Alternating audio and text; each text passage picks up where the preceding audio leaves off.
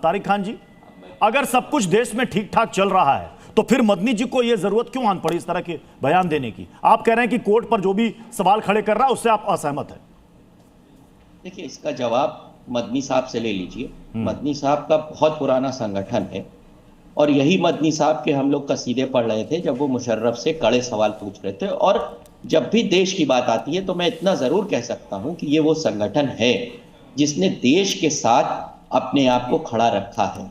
अगर उनको लग रहा है तो इसका जवाब जरूर सरकार को उनको देना चाहिए कि नहीं, ऐसा नहीं है।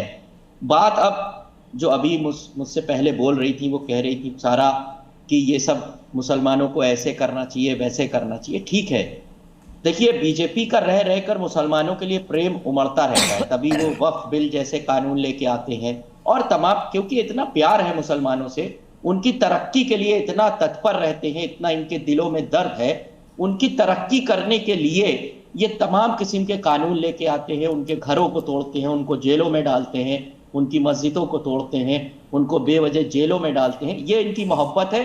इनके मोहब्बत दिखाने का यही तरीका है कि ये लगातार, और अगर कोई किसी एक जगह कोई घटना होती है तो पूरे मुसलमानों को ऐसे कहा जाता है, घटना से रिलेटेड ऐसे जिहादी कहा जाता है। प्लीज इनकी आवाज कम कर दीजिए। भाई साहब, मैं नाम नहीं जानती हूँ।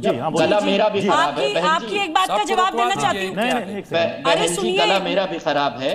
अरे आपकी सिर्फ एक बात, प्रत्युष जी, बहुत इंपॉर्टेंट बात है इसी चीज से रिलेटेड। जल्दी से उसके बाद मैं तुहिन जी का रुख खत्म हो जाएगा। मैं बीजेपी का हिस्सा नहीं हूँ। आपको पता है, जब आतंकवादी फिदाइन अटैक के बाद अल्फला यूनिवर्सिटी से डॉक्टर्स उठाए गए थे जांच के लिए, उसमें से कुछ डॉक्टर्स बेगुनाह पाए गए थे तो उनको जांच एजेंसीज ने छोड़ दिया है। निष्पक्ष जांच हुई है। कोई नहीं कहता कि हर मुसलमान आतंकवादी है, लेकिन आप जब आतंकवादी के आगे शील्ड बन के खड़े हो जाते हैं तो उसको हमें गलत कहना पड़ेगा, क्योंकि कौम को बदनाम करते हैं आप, रैशनल मुसलमान को बदनाम करते हैं आप। आतंकवादी होता है और देशभक्त देशभक्त होता है। ये क्लैरिटी हमें है, सिस्टम को भी है, व्यवस्था को भी है, एडमिनिस्ट्रेशन को भी है, सरकार को भी है। आपको नहीं है ये क्लैरिटी। आतंकवादी इज इक्वल टू मुसलमान बताते हैं आप लोग। आप लोग परिभाषित करते हैं कि आतंकवादी बोला मतलब मुसलमान बोला, तो कौन गाली दे रहा है मुसलमान को? हम नहीं रहे, आप दे रहे हैं। आप बीजेपी का हिस्सा नहीं है। जोक ऑफ द सेंचुरी, आपकी एक एक बात भारतीय जनता पार्टी द्वारा लिखी हुई है। ऑन एयर बोल रही हूँ, ना ही सिर्फ बीजेपी में, किसी राजनीतिक दल का हिस्सा नहीं हूँ। कुंवरदानी चलिए आतंकवादी थे। जागरण अभियान की राष्ट्रीय संयोजक। कुंवरदानी चलिए आतंकवादी थे क्या? कुंवरदानी चलिए आतंकवादी थे क्या? कुंवरदानी चली सुनी जी आतंकवादी थे क्या? बीजेपी का हिस्सा है भाई साहब। ऑफिसर ऑफ द कोर्ट भी हूँ। डेफेमेशन सूट नाम की कोई चीज होती है, साबित करके दिखा दीजिए। मतलब मुसलमानों को, दल का हिस्सा नहीं हूं। तुहिन जी, मुसलमानों को जेलों में डाला जा रहा है, मुसलमानों के मकानों पर बुलडोजर चल रहा है, मुसलमानों को आतंकवादी बताया जा रहा है। बीजेपी सिर्फ और सिर्फ हिंदू मुसलमान की राजनीति कर रही है और उसी के दम पर आगे बढ़ रही है। यह गंभीर और संगीन आरोप है।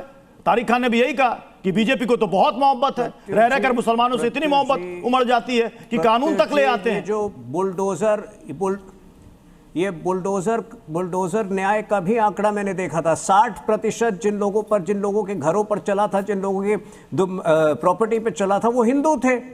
अरे धर्म देख के नहीं चलता है बुलडोजर। दूसरी बात, मैं हैरान हूं समाजवादी पार्टी के दोहरेपन पर। बजाय इसके कि वो सरकार की दाद दे कि हमने ट्रिपल तलाक खत्म किया, ये कटाक्ष करते हैं कि समय समय पर हमें प्रेम आता है मुसलमान समुदाय पर। अरे खुलकर कहिए ना कि आप ट्रिपल तलाक का समर्थन करते हैं। अभी ये कह रहे हैं कि डीआरडीओ के कुछ साइंटिस्ट का एक साइंटिस्ट भी पकड़ा गया था जो हिंदू था। अरे हम खुद आकर कहते हैं कि ऐसे लोगों को, जो आम टेररिस्ट को जो सजा मिलती है उससे ज्यादा सजा मिलनी चाहिए। हम ये नहीं कहते हैं, हम ये कभी नहीं कहते कि अरे एजुकेटेड व्यक्ति क्यों टेररिस्ट बन रहा है, इसकी जांच होनी चाहिए। हम तो यही कहते हैं ना कि ज्यादा, सबसे बड़ी सजा ऐसे लोगों को मिलनी चाहिए। लेकिन दूसरे साइड पर आप देखिए, ओसामा बिन लादेन का क्या क्वालिफिकेशन, सजा मिलनी चाहिए। जो आतंकवादी है उसको फांसी दीजिए, सजा दीजिए। टेररिस्ट का कॉन्सेप्ट कोई नया नहीं है। रियाज भटकल भी सिविल इंजीनियर था। रियाज भटकल भी सिविल इंजीनियर था।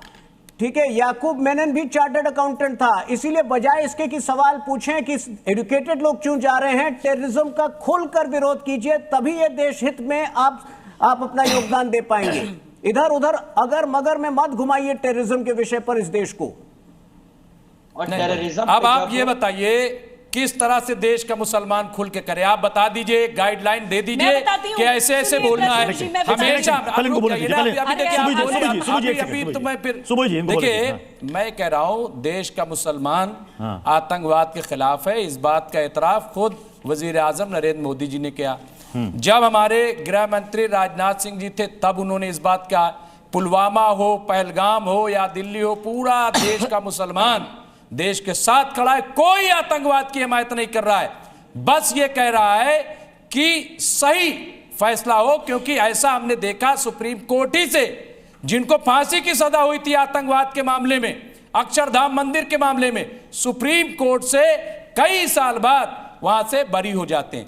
इसलिए ये बात कही जाती है। अभी आप देखिए दिल्ली दंगे में 2 दिन पहले इसी जमीयत उलमा हिंद ने मुकदमा लड़ा, 6 लोग बरी हो गए। मैं ये कह रहा हूं आतंकवाद के खिलाफ फतवा भी जारी हुआ है। इसी रामलीला मैदान में आतंकवाद के खिलाफ मुसलमानों ने फतवा जारी किया। और मैं आज कह रहा हूं आतंकवाद मुर्दाबाद, पाकिस्तान मुर्दाबाद, अल-कायदा मुर्दाबाद, तालिबान मुर्दाबाद, जैश ए मोहम्मद मुर्दाबाद, हिंदुस्तान जिंदाबाद, हिंदुस्तान का संविधान जिंदाबाद। आप बताइए किस तरीके से हिमायत करें, क्या करें? कहीं आप चलिए जुलूस निकालना हो, प्रदर्शन करना हो, मुमताज आलम रिजवी आगे रहेंगे। सरहद पे चलना हो आतंकवाद के खिलाफ, मुमताज रिजवी आगे रहेंगे। कैसे करें आपको, कैसे यकीन? लेकिन आप जब नाकाम हो जाते हैं, आप जब फेल्योर हो जाते हैं, कैसे पुलवामा हो गया, अब सवाल कर लेंगे तो कहेंगे ये देखिए कैसे पहलगाम हो गया, कैसे दिल्ली हो गया। क्या ये आपकी नाकामी नहीं है? क्या ये सरकार का फेल्योर नहीं है कि ये आतंकवादी आ जाते हैं? कैसे आ जाते हैं? इसका जवाब तो सरकार देगी, मुसलमान तो नहीं देगा। और कैसे आतंकवादियों पे चला जाए, लाखों की भीड़ बन जाती है, कहीं भी कैसे उसको पीर बना दिया जाता है? देखिए कोई नहीं करता, कोई ये बताओ कैसे? मैं फिर कह रहा हूं ये बताओ कैसे मुसलमान कब्रिस्तान में शक मत करो, तो उनको मौत की नीति होना जाता है। अमन जी मैं आपके पास आऊंगा, लेकिन इन्होंने एक सवाल उठाया है। अमन जी मैं आपके पास आऊंगा, लेकिन एक सेकंड इन्होंने एक सवाल यहां पर उठाया है मुमताज जी ने, और मुझे लगता है कि सरकार से सवाल पूछ रहे हैं, तुहिन सिन्हा जी जवाब देंगे। ये कह रहे हैं सरकार को इस पर जवाब देना चाहिए। इन्होंने, आपने देखा कि इन्होंने पाकिस्तान मुर्दाबाद, आतंकवाद मुर्दाबाद, सब कुछ इन्होंने कह दिया, और उन्होंने कहा कि निकालिए सड़क पर मार्च, सबसे आगे ये होंगे। इन्होंने कहा कि जब ब्लास्ट होता है तो इसकी जिम्मेदारी से क्या सरकार बच सकती है? क्या ये इन्होंने फेलियर पर सवाल पूछा। इनका यह भी कहना है कि क्या अगर ब्लास्ट होता है तो जिम्मेदारी पर अगर कोई सवाल करेगा तो उस सवाल को डाइवर्ट करके मुसलमानों की तरफ फिगर कर दिया जाएगा। मैं सारे सवालों का उत्तर दे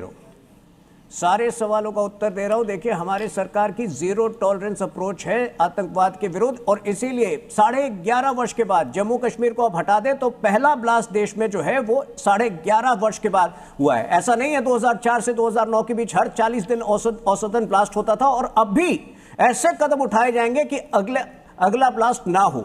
लेकिन जब ये इतनी अच्छी बातें कर रहे थे ना, बस ये भी कह दे खुलकर मदनी को, मौलाना मदनी को, कि इस देश में मुसलमान जो है कभी सेकंड ग्रेड सिटीजन की तरह नहीं ट्रीट किया गया है, कभी दुर्व्यवहार नहीं हुआ है, और कोई ऐसी माइनॉरिटी यूनिवर्सिटी नहीं है जिसको बेवजह शक के दायरे में रखा गया है। तो क्यों ये जवाब भी दे दे, बस में, पूरी बात जो है यहाँ पे समाप्त हो जाएगी। में कोई मुस्लिम नहीं है, आप बताइए क्या वजह है? नहीं जीत कर एक भी 72 मुस्लिम में अरे आप वोट देना शुरू करिए, जफर इस्लाम साहब खुलकर वोट देना शुरू करिए, होगा वो दिन भी आएगा। शहनवाज हुसैन साहब तजर्बे बेकार हैं, आप नौजवानों में ले लीजिए, हमारे तो आप देखिए किस तरह से बता रहा हूँ, हमारे 20 प्रवक्ता हैं, हमारे 20 प्रवक्ता राष्ट्रीय प्रवक्ता हैं, उसमें 3 जो हैं, उसमें तीन जो है मुसलमान हैं। 15% तो हर जगह बनाइए ना, बना दीजिए मंत्री, क्या हो गया? करिए एक मंत्री बना दीजिए ना, माइनॉरिटी का ही बना दीजिए, माइनॉरिटी का ही।